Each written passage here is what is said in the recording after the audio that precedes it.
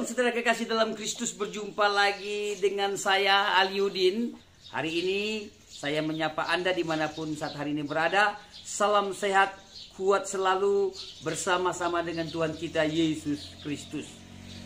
Saya akan membawakan renungan singkat kepada Bapak Ibu Saudara kekasih dimanapun Anda berada, yang terdapat di dalam Efesus pasal yang kedua ayat yang ke-15. Saya akan bacakan.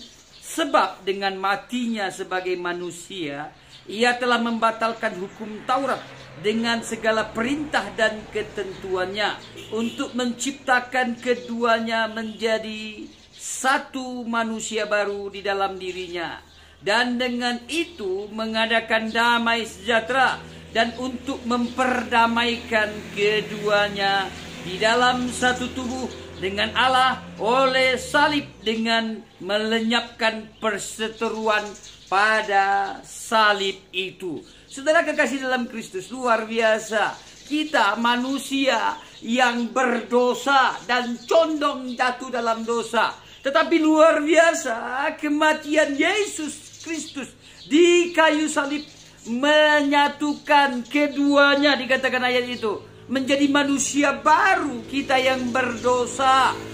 Karena kematian Kristus memperdamaikan kita, manusia yang tadinya berdosa. Oleh kematian Kristus di kayu salib, kita diperdamaikan. Lihat, Yesus Kristus datang ke dunia ini memperdamaikan manusia, memperdamaikan umatnya menjadi satu manusia baru di dalam Kristus Yesus.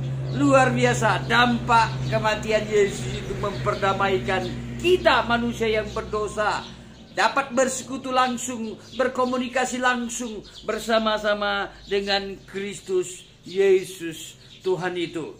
Kembali akan kita lihat di dalam Roma pasal yang kelima. Saya akan bacakan kepada Bapak Ibu Roma pasal yang kelima, ayatnya yang ke-10.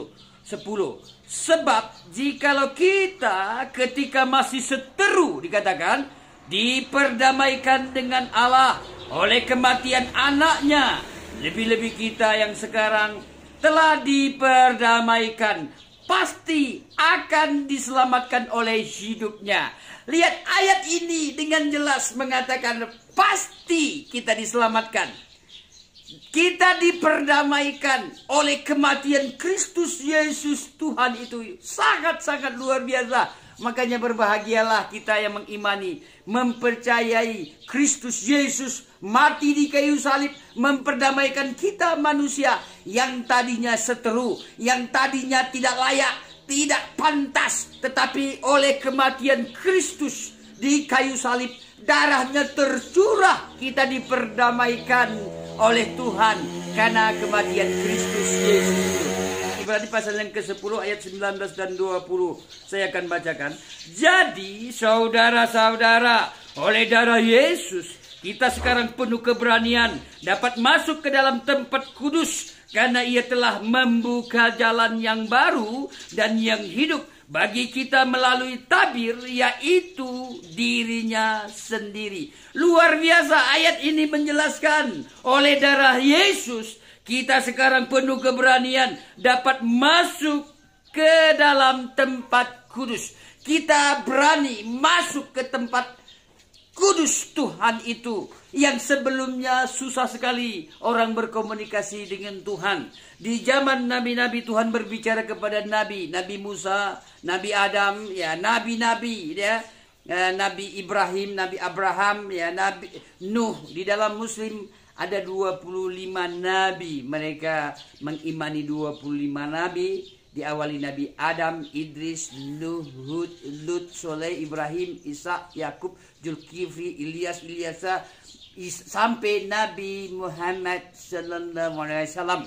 Mereka mengimani 25 nabi yang mereka imani.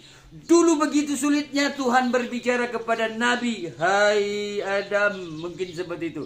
Hai Abraham, hai Musa, hai Nuh, buatlah bahtera itu. Begitu sulitnya Tuhan berkomunikasi dengan para nabi-nabi yang dipercayai, yang diizinkan oleh Tuhan, yang diutus oleh Tuhan, nabi-nabi itu. Orang susah berkomunikasi Tuhan langsung berbicara kepada nabi-nabi. Begitu sulitnya.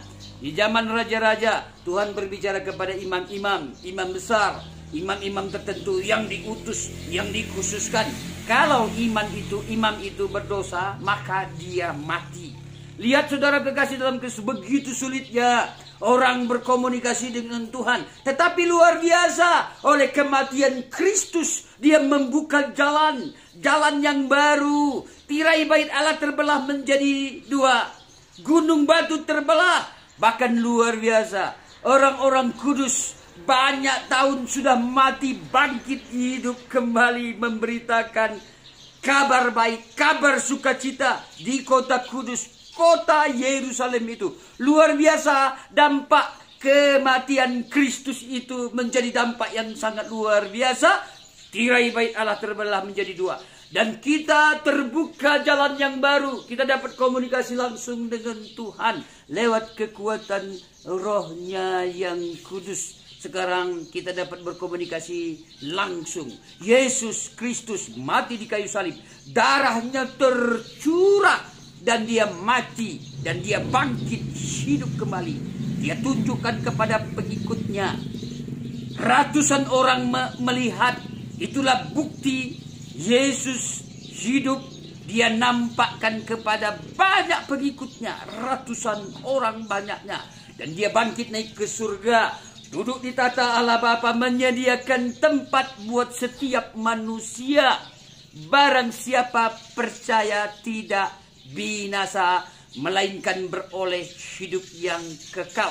Dia curahkan Roh-Nya sehingga kita dapat menikmati, kita dapat merasakan Tuhan ada nyata dalam hidup kita. Inilah dampak kematian Yesus yang sangat luar biasa. Sekali lagi, dia membuka jalan baru buat kehidupan kita sehingga kita dapat connect langsung dengan Tuhan. Amin, saudara kasih dalam Kristus. Saya akan lihat lagi di dalam Ibrani pasalnya yang ke-7. Apa dikatakan oleh ayat ini? Ayat yang ke-22 mengatakan, demikian pula Yesus adalah jaminan dari suatu perjanjian lebih kuat. Dia jaminan kita. Dia yang menjamin kita. Ayat lain mengatakan, jikalau Allah di pihak kita, atas dasar apa kita takut, atas dasar apa kita cemas, karena Allah yang menjamin kehidupan kita. Apa yang dikatakannya? Ya dan amin. Tuhan Allah itu tidak pernah berbohong. Manusia bisa berbohong, orang sekeliling bisa berbohong, tetapi luar biasa, dia tidak pernah berbohong. Dia jaminan, dia yang menjamin hidup kita. Jikalau kita dijamin oleh menteri, sudah sangat senang sekali. Kita dijamin oleh gubernur, kita sangat senang sekali. Apalagi kita dijamin oleh presiden, sungguh-sungguh kita sangat senang sekali. Tetapi luar biasa, Alkitab mengatakan Tuhan, dialah jaminan dalam hidup kita. Yang sangat luar biasa, dia menjamin. Coba, dia yang bertahta, dia yang menjadi raja, dia yang berdaulat. Tentunya dia yang bertanggung jawab terhadap setiap kehidupan kita manusia. Untuk itu saudara kekasih dalam Kristus dimanapun Anda berada, saat hari ini saya menyapa Anda. Yakinkan hidupmu, engkau mempercayai, engkau mengimani Yesus Kristus Tuhan dalam hidupmu.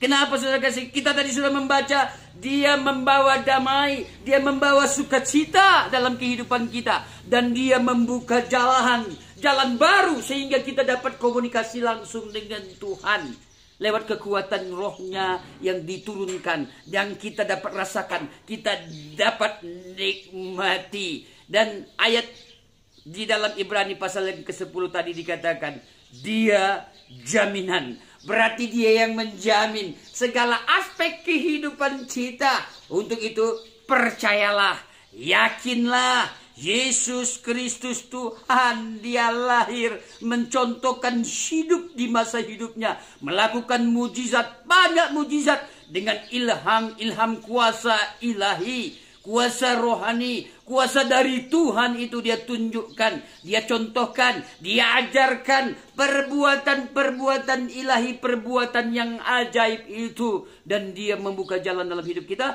dan dialah yang menjamin segala aspek kehidupan kita. Percayalah, yakinlah, Yesus Kristus Tuhan di dalam kehidupan kita. Amin.